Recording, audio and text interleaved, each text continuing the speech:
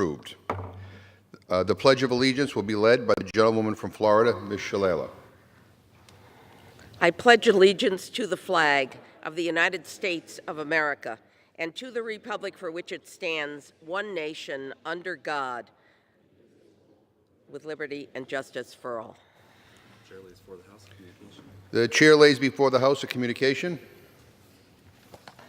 The Honorable the Speaker, House of Representatives, Madam, pursuant to the permission granted in Clause 2H of Rule 2 of the Rules of the U.S. House of Representatives, the clerk received the following message from the Secretary of the Senate on May 23, 2019 at 5:31 p.m. that the Senate passed Senate 151, that the Senate passed with an amendment, H.R. 2157, signed sincerely, Cheryl L. Johnson. The chair lays before the House an enrolled bill.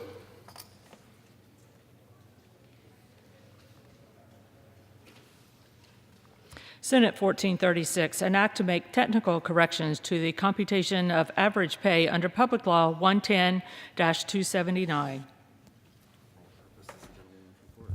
For what purpose does the gentlewoman from Florida, Ms. Shalala, seek recognition?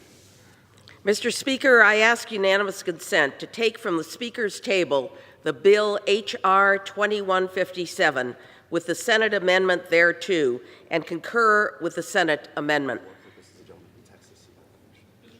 For what purpose does the gentleman from Texas seek recognition? Reserving the right to object. The gentleman is recognized. I am here today primarily because if I do not object, Congress will have passed into law a bill that spends $19 billion of taxpayer money without members of Congress being present here in our nation's capital to vote on it.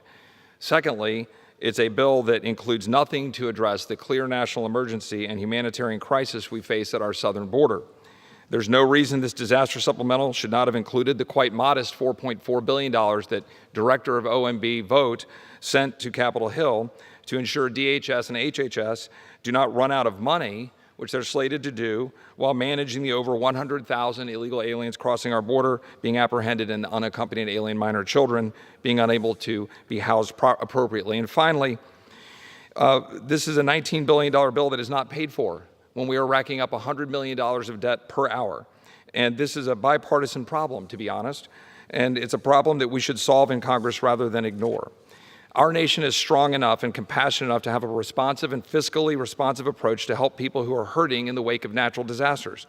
We've had months to figure this out and to do our job to secure our border, and we now are expected to let the swamp continue to mortgage the future of our children and grandchildren, making it less likely they will inherit a stronger and better country with a government capable of defending the nation and responding to disasters such as these. And with that, I respectfully object. Objection is heard. Pursuant to Section 3B of House Resolution 389, the House stands adjourned until 2 p.m. on Tuesday, May 28, 2019.